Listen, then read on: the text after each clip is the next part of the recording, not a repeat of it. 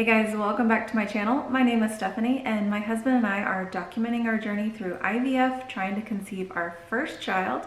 And we are also documenting our marriage and our faith and sharing that with you as well. If this is your first time finding me, thank you so much for clicking on this video. Today, I am actually not talking to you ladies. I'm going to talk to your spouses. So if you find anything helpful in this video, make sure you pass it along, hit the little share button, and then send it to them and just say, hey, psst, this girl has some really good stuff to talk about. If your wife has shared this video with you, fellas, just know that something in this video has piqued her or resonates with her, and she might be wanting you to pick up on one of these little tips.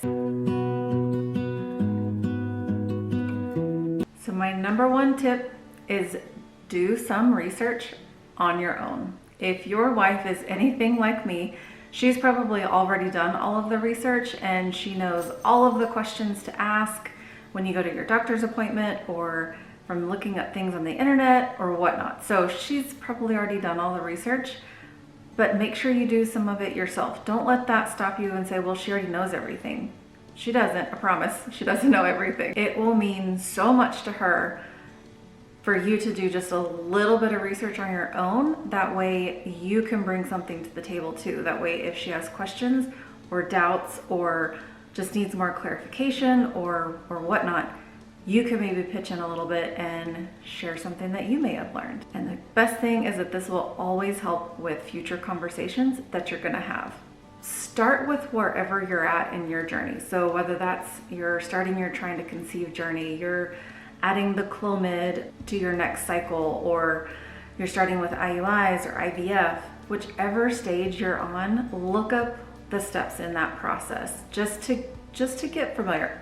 Now, fellas, I'm not saying go all in and dive right into the bottom level. I'm saying stay 10,000 feet above, so you don't have to go all in, but do a little bit. That way you know the processes, the steps that you need to take, some of the concerns or the pros and cons that you can be talking about. My next tip falls right in line with doing the research, but it's more about what can you do to improve your fertility. So fellas, this is not all about the ladies.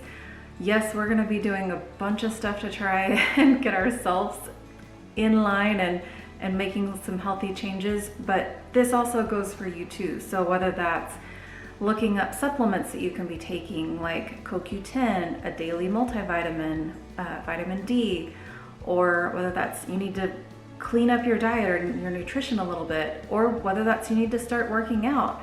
Now again, I'm not saying go full throttle, insanity, crazy stuff. I'm just saying if you don't do anything at all, baseline, just start taking a walk after dinner, with the family, with your wife, with your dogs, kids, and whatnot. So start simple and then just gradually add in other things as you go. This is probably the worst and the one that the fellas hate the most, but my other one is communication. Husbands, spouses, partners, we need you to communicate with us so much throughout this process.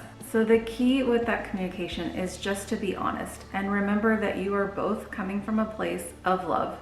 You're both wanting the best results out of whatever stage that you're on, and you just want to make the best decision for your family. There are so many unknowns and so many curveballs that are going to get thrown at you throughout your infertility journey that having your spouse that you can go to and you can talk to, and there won't be judgment, there won't be criticism, is going to make the world to either party. And make sure you give her your opinion. This is not a one-way street. This is 100% a two-lane highway that you are both going down because you are a team in this process.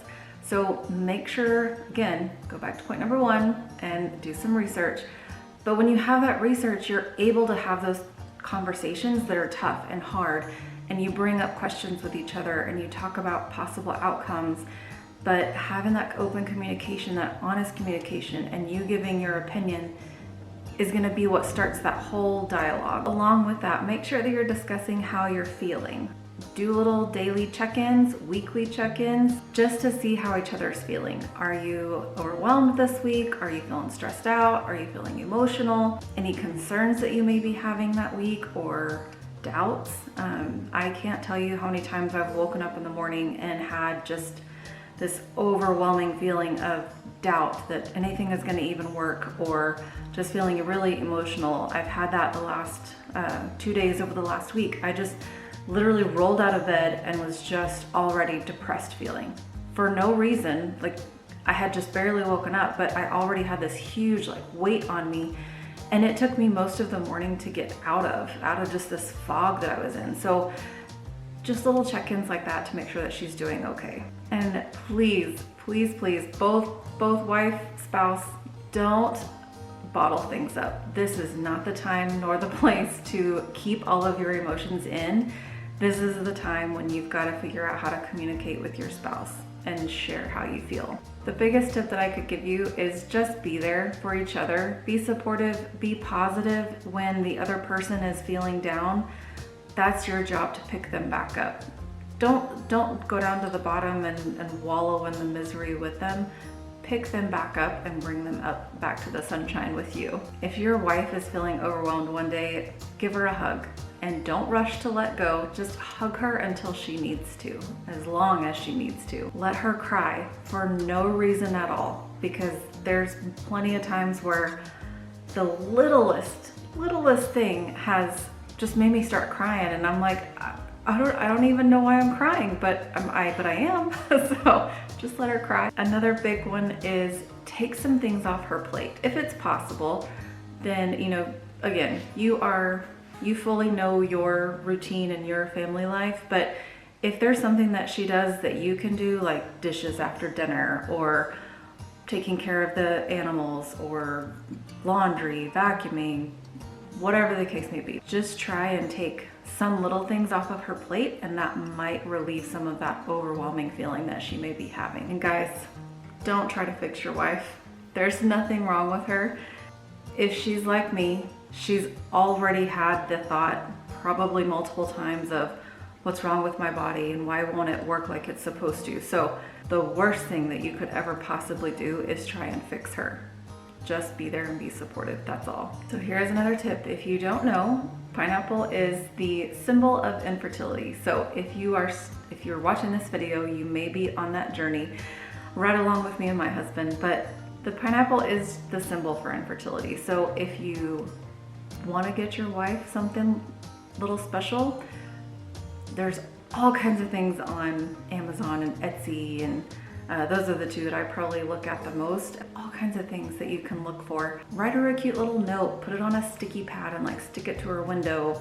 Just leave little notes, tell them that you're thinking about them, or that you hope they have a good day. It doesn't have to be expensive. I'm talking like little simple things, just to let her know that you're thinking about her and that you're there with her and you're there beside her to support her 100%. That's all I have. That is it for me today. I hope that you found this video helpful. If you did, make sure you give it a big thumbs up, click that little subscribe button.